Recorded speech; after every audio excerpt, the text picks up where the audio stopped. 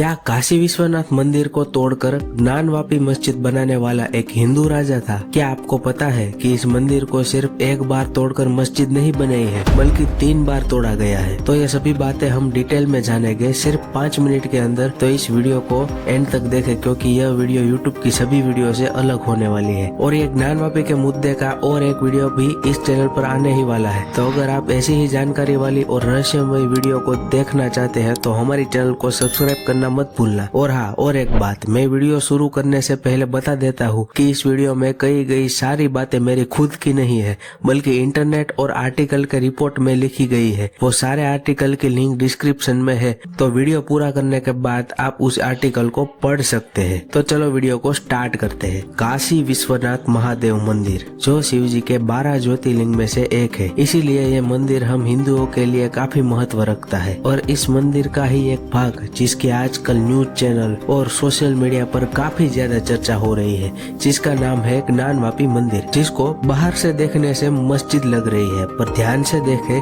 तो इस मस्जिद की एक दीवार मंदिर की है। तो इस मंदिर की इस हालत का क्या कारण है? तो इस मंदिर की इस हालत का कारण क्या एक प्राचीन हिंदू राजा थे? तो चलो जानते हैं कि आखिर क्यों इस मंदिर को 3 बार तोड़ा गया। तो सभी इतिहासकार मानते हैं कि 1194 में मोहम्मद घोरी के ऑर्डर पर उनके जनरल कुतुबुद्दीन ऐबक ने वाराणसी में कई सारे मंदिर तोड़े थे। उनमें से एक था काशी विश्वनाथ। तो जैसे कि मैंने बताया कि कुतुबुद्दीन ऐबक को ऑर्डर देने वाला मोहम्मद गोरी था, तो इस मोहम्मद गोरी को इंडिया में आमंत्रित करने वाला राजा हिंदू था और उसको आमंत्रित करने का कारण सिर्फ और सिर्फ एक हिंदू राजा के विरोध के लिए ही था। तो यह राजा हाल के उत्तर प्रदेश के कन्नौज का था, जिसका नाम जयचंद था। जयचंद ने 1185 ईस्वी में अपनी बेटी का स्वयंवर रचा था और इसमें उसने सभी राजाओं को आमंत्रित किया और उसके पृथ्वीराज चौहान से दुश्मनी के कारण राजा पृथ्वीराज चौहान को आमंत्रित नहीं किया था। और दूसरी तरफ जयचंद की बेटी खुद ही पृथ्वीराज से प्रेम करती थी, तो इसीलिए कहा जाता है कि पृथ्वीराज चौहान आए और जयचंद की बेटी को ले गए और इसके कारण जयचंद का भारी सभा में अपमान हो गया और इसी अपमान के कारण पृथ्वीराज चौहान से लड़ने के लिए उसने मोहम्मद गोरी को आमंत्रित किया। पर हम राजा जयचंद का इतिहास विकिपीडिया में देखते हैं तो यहाँ हमें लिखा हुआ मिलता है, ऐसे कोई प्रमाण नहीं है जिससे पता लगे कि जयचंद ने गोरी की सहायता की थी। गोरी को बुलाने वाले देशद्रोही तो दूसरे ही थे, जिनके नाम पृथ्वीराज रासो में अंकित है। इसी प्रकार समकालीन फारसी ग्रंथों में भी इस बात का संकेत तक नहीं है कि जयचंद ने गोरी को आमंत्रित किया था। यह एक सुनी सुनाई बात है जो एक रूढ़ी बन गई है। पृथ्वीराज तथा संयोगित विवाह को इतिहासकार सत्य नहीं मानते हैं और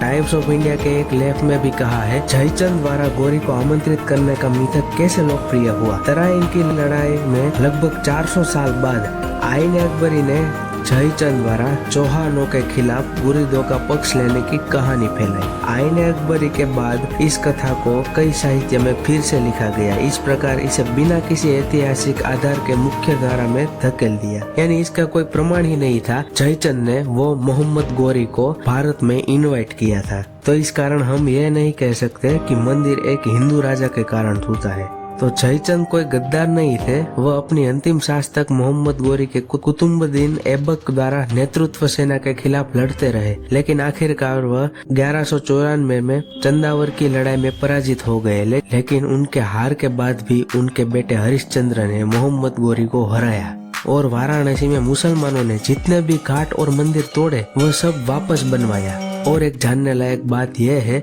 कि ज्ञानवापी मंदिर को एक नहीं बल्कि 3 बार तोड़कर मस्जिद बनाई गई है। जैसे हमने आगे देखा कि पहली बार मोहम्मद गोरी के ऑर्डर पर कुतुबुद्दीन ऐबक ने ज्ञानवापी मंदिर को तोड़कर मस्जिद बनाई, पर वहाँ के स्थानिकों ने इससे तोड़कर फिर से मंदिर बना दिया। यह तो पहली बार हो गया। फिर इस मंदिर को 1505 से 1515 के बीच सिकंदर लोधी ने तोड़ दिया और हिंदू इस बार भी शांत नहीं बैठे। 1585 में हिंदू राजा टोडरमल आए और उसने फिर से इस मस्जिद को मंदिर में बदल दिया, पर सिर्फ 84 साल के बाद ही 1669 में औरंगजेब ने फिर से मंदिर को तोड़कर ज्ञानवापी मस्जिद बना दी और इसी तरह इस मंदिर को 3 बार तोड़ा गया। पर हिंदुओं हर समय इस मस्जिद के अंदर भी पूजा करते थे। आखिर में 1780 में मराठी के क्वीन अहल्याबाई होलकर ने ठीक मस्जिद के बाजू में ही आज का काशी विश्वनाथ बनाया। तब भी हिंदुओं इस मस्जिद में 1991 तक पूजा की। पर ऐसा क्या हुआ कि 1991 के बाद यानी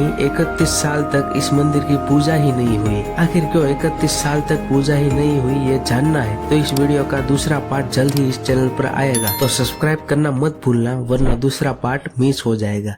और हाँ, अगर आपको यह जानना है कि प्राण प्रतिष्ठा के बाद रामलला की मूर्ति क्यों बदल गई थी तो इसलिए हमारी एक दूसरी वीडियो है, उसे देखना मत भूलना। धन्यवाद। जय हिंद, जय भारत।